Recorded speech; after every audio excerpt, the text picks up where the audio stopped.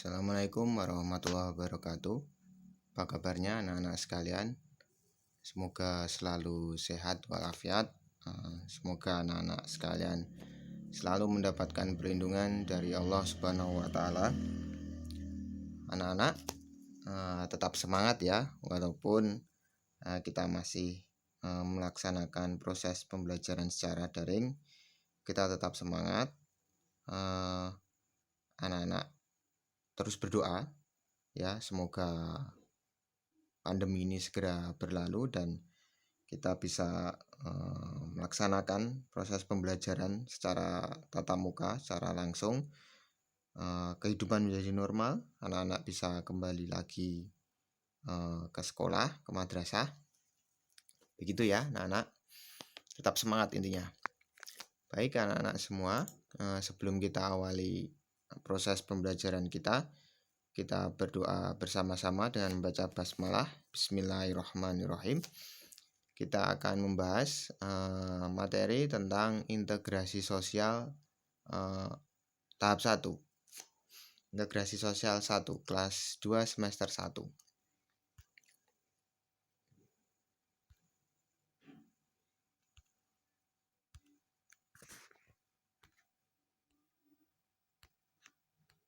Baik, tujuan pembelajaran kita yaitu untuk menjelaskan integrasi sosial tahap 1. Mind map-nya kita nanti akan mempelajari apa saja pada integrasi sosial tahap 1. Yang kita pelajari nanti ada pengertiannya, pengertian tentang integrasi sosial itu apa, kemudian syarat-syarat terjadinya, dan faktor yang mempengaruhi integrasi sosial.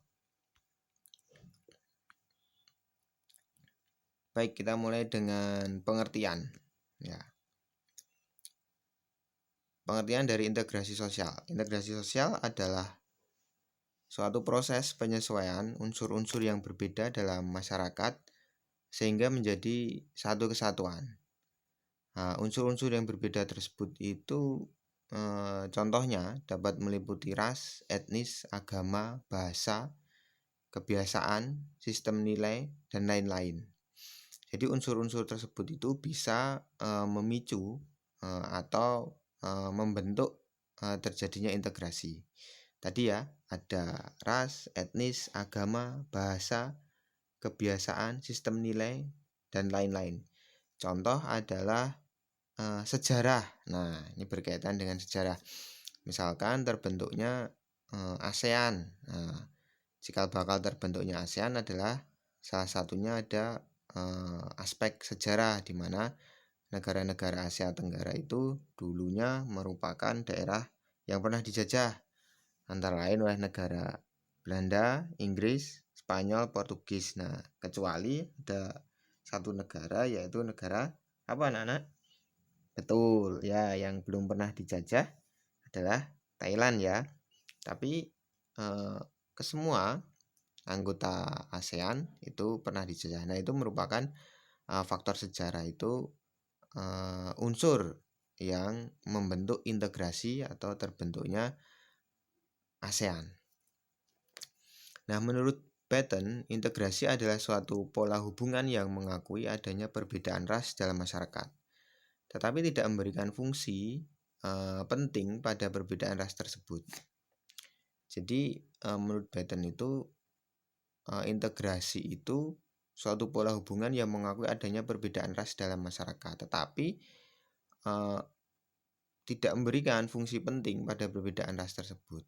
Maksudnya di sini adalah ras itu bukan satu-satunya yang kemudian membentuk adanya integrasi, karena ada aspek-aspek yang lain. Tapi ras itu merupakan suatu hubungan yang membentuk suatu integrasi, tetapi tidak hanya ras saja ya, pastinya ada beberapa aspek tadi. Nah, William F. Ogburn dan Meyer Nimkov memberikan syarat terjadinya integrasi sosial. Nah, apa itu syarat-syarat terjadinya? Ada saling mengisi, ada menciptakan kesepakatan, dan ada konsisten. Nah, maksudnya adalah saling mengisi itu, anggota masyarakat itu merasa bahwa mereka itu berhasil saling mengisi kebutuhan-kebutuhan mereka.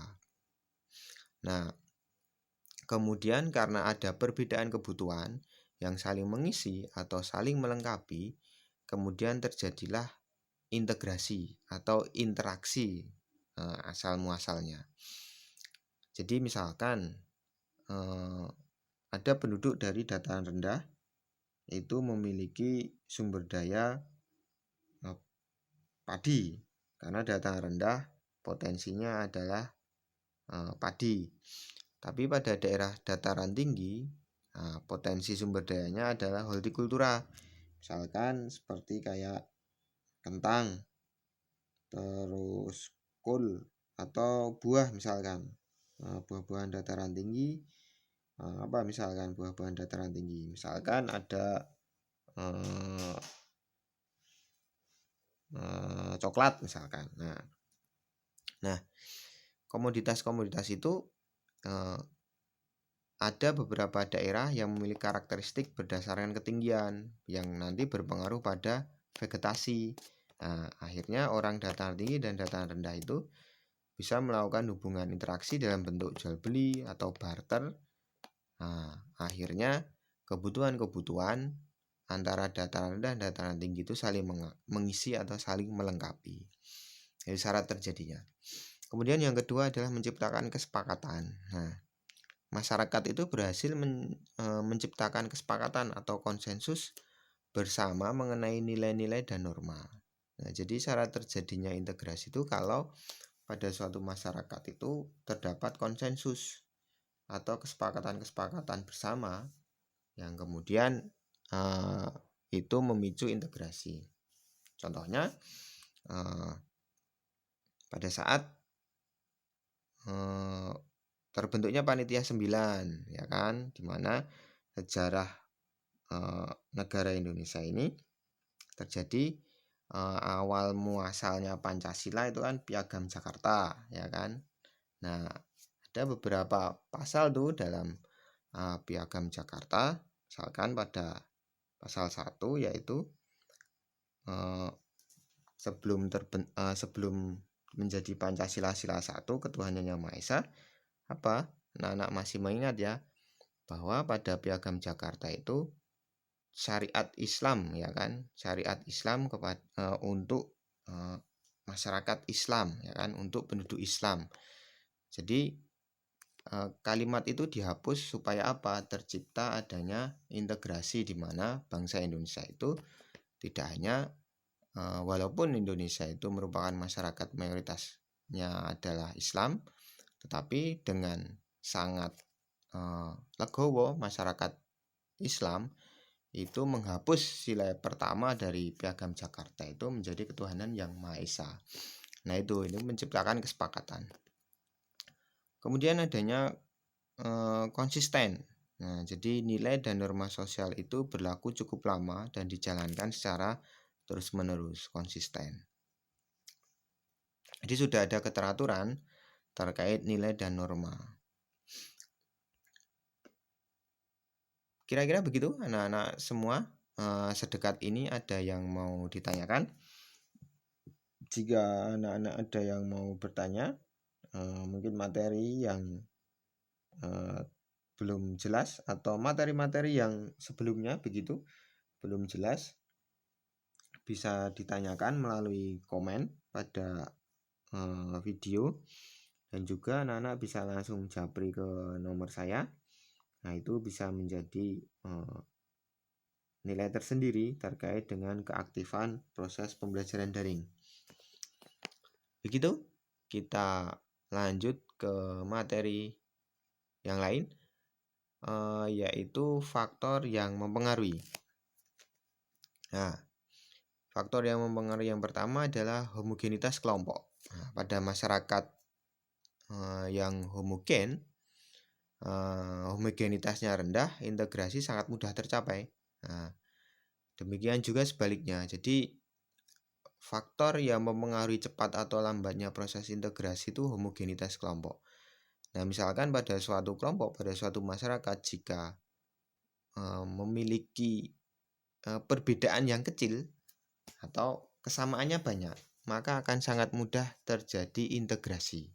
Berbeda jika kelompoknya itu sangat heterogen, wah macam-macam itu backgroundnya, nah itu akan sangat sulit. Itu yang pertama. Kemudian yang kedua adalah besar atau kecilnya kelompok. Nah, besar kecilnya kelompok atau jumlah anggota kelompok itu mempengaruhi cepat lambatnya integrasi. Nah, misalkan pada kelompok yang besar, nah itu membutuhkan penyesuaian di antara anggotanya. Kelompoknya besar, heterogenitas pula. Nah, itu sangat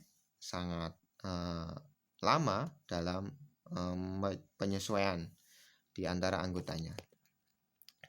Kemudian yang ketiga ada mobilitas geografis. Nah, semakin sering anggota suatu masyarakat itu mobile, datang dan pergi, nah, semakin besar pula pengaruh bagi proses integrasi. Jadi artinya di sini adalah semakin banyak intensitas dalam bertemu.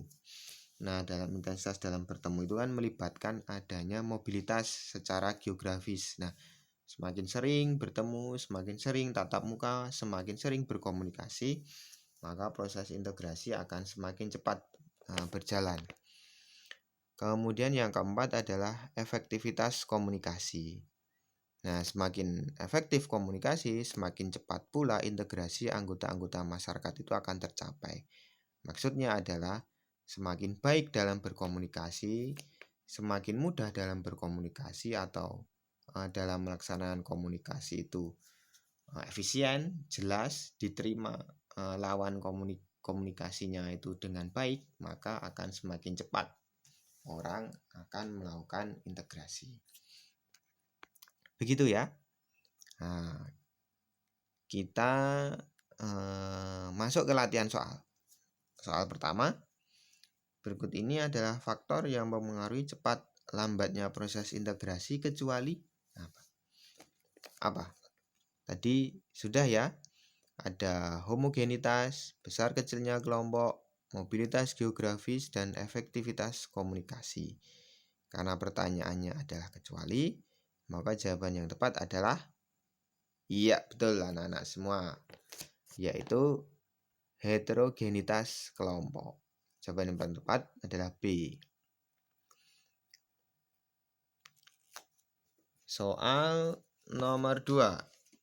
Soal 2 ya. Soal 2, bentar saya colokkan charge. Ini baterainya mau habis. Soal 2. Berikut ini yang termasuk faktor penghambat integrasi sosial adalah A. Adanya intoleransi terhadap kebudayaan yang berbeda. B. Kesempatan yang seimbang dalam bidang ekonomi. C. Adanya perkawinan campur. D. Adanya sikap yang terbuka dengan golongan yang berkuasa. Apa kira-kira? Faktor yang menghambat integrasi sosial. Faktor yang menghambat adalah jelas. Option apa? Option A ya. Betul anak-anak. Adanya intoleransi terhadap kebudayaan berbeda. Intoleransi artinya berarti intoleransi berarti tidak melakukan toleransi terhadap kebudayaan yang berbeda. Itu menghambat.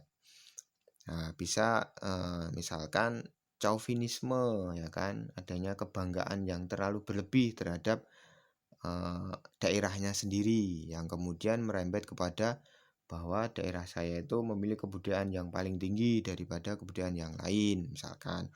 Nah, itu akan menghambat adanya integrasi sosial. Gitu ya. Jelas? Ada yang mau ditanyakan anak-anak semua? Gitu ya. Kalau ada yang mau ditanyakan bisa komen di video atau bisa langsung japri WA ke saya. Begitu anak-anak semua, semoga bermanfaat materi yang sangat singkat ini. Anak-anak tetap semangat belajar di rumah, persiapan mau pas penilaian akhir semester ya. Baca-baca buku paketnya, baca buku yang lain, literatur yang lain, atau dari internet boleh, silahkan. Yang terpenting untuk menambah hasanah keilmuannya anak-anak semua. Begitu, tetap semangat, jaga kesehatan dengan mentaati protokoler. Kemana-mana selalu memakai masker, selalu cuci tangan, sampai di rumah, setelah pergi sampai di rumah itu bersih-bersih, mandi, baru berkumpul dengan keluarga yang lain. Begitu ya, kita akhiri. Wabillahi taufiq wal hidayah. Assalamualaikum warahmatullahi wabarakatuh.